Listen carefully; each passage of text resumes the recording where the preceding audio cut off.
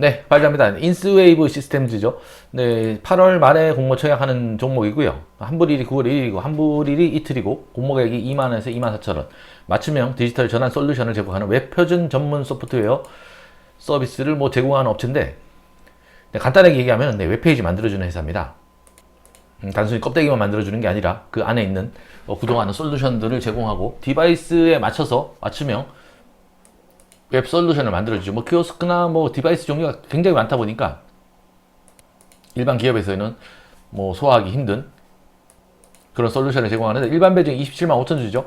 공모가격이 2만원에서 24,000원인데 밴드 상장 기준으로 공모 규모가 260억 정도 되고요. 일반 배정이 이거밖에 안 되기 때문에 균등은 당연히 추첨이고, 웹페이지 들어가도 별다른 내용은 없고요. 그냥 회사 소개에 대한 개괄적인 내용만 있고, 신영증권 수수료 2,000원 있죠. 2,000원이 발생하고, 전체 110만 주 모집 중에 신주가 90만 주고 구주가 20만 주가 있죠.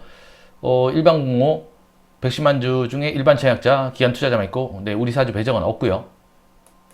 20만 주면은 한 40억, 48억 정도 되는 금액이, 최대 주주 어세룡 씨 물량이죠. 20만 주. 246만 주 중에 20만 주, 한 40억에서 48억 정도 팔아도 220만 주나 남아있고, 굉장히 부럽죠. 신영증권 계좌가 없다 그러면은 대면 비대면 청약 초일 직전 4영업일까지 주식 입고 가능한 계좌가 개설되어 있어야 된다고 합니다. 29일이 청약 초일이기 때문에 4영업일이면 28, 25, 24, 23, 22일 정도까지는 계좌를 없는 분들은 만들어야지 청약이 가능하고, 수수료 2,000원 있고, 일반 그룹 청약 한도 9,000 주고요. 최소 청약은 50 주고, 수수료 2,000원 있고, 유통 가능 물량은 22.68%. 숫자는 나쁘지 않아요. 보통 30%, 40% 가는 업체도 많은데 20% 초반이면은 확약을 좀 더 기간에서 더 잡아준다 그러면은 10%대도 들어갈 수가 있고, 풋백 옵션이죠. 한매 청구권은 부여되어 있지 않고, UI UX 개발 플랫폼을 현재 세 군데 업체에서 동사와 투비소프트, 토마토 시스템이 가점을 하고 있고, 그 외에 소규모 업체들이 있다고 나와 있고요. 세 업체가 매출액이 오르락내리락 하면서 비슷한 것 같고, 단기 순이익은 계속 플러스죠. 인스웨이브 시스템즈는 투비소프트와 토마토 시스템즈는 마이너스 플러스도 있고, 투비소프트는 계속 마이너스네요. 점유율을 보면은 인스웨이브 시스템즈가 가장 높고요. 매년 15, 17, 22, 27 꾸준히 증가하고 있고, 투비소프트는 좀 감소하는 추세고요. 토마토 시스템즈는 비슷한 상황을 유지하는 상태고, 투비소프트 점유율이 인스웨이브 시스템즈로 좀 옮겨온 듯한 느낌이고요. 희망공가는 PER로 산정했는데 투비소프트와 토마토 시스템즈는 빠졌고요. 24.04배가 나왔고, 적용순이익은 상탄력에 기반한 수익이 아니라 최근 4개분기 수익을 기준으로 계산을 했고요.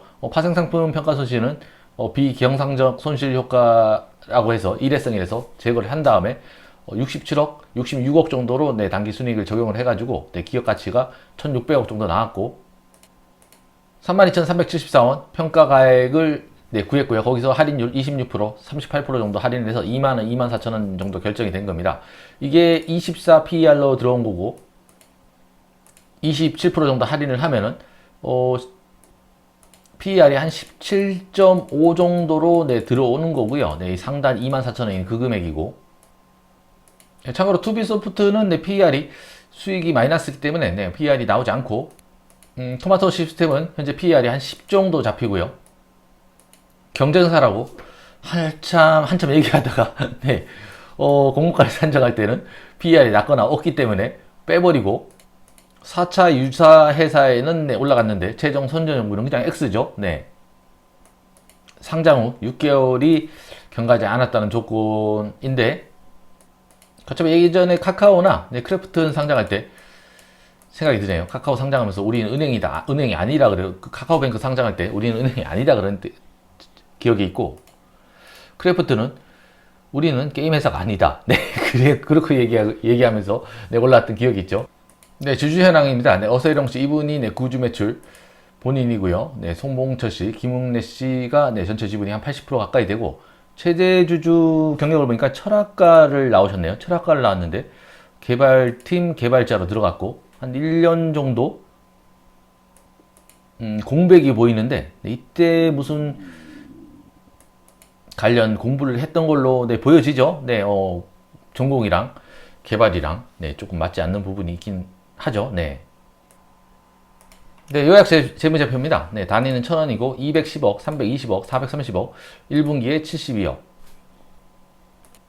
이런 업종도 연말에 좀 매출이 몰리는 듯한 그런 모습을 보일 테고요.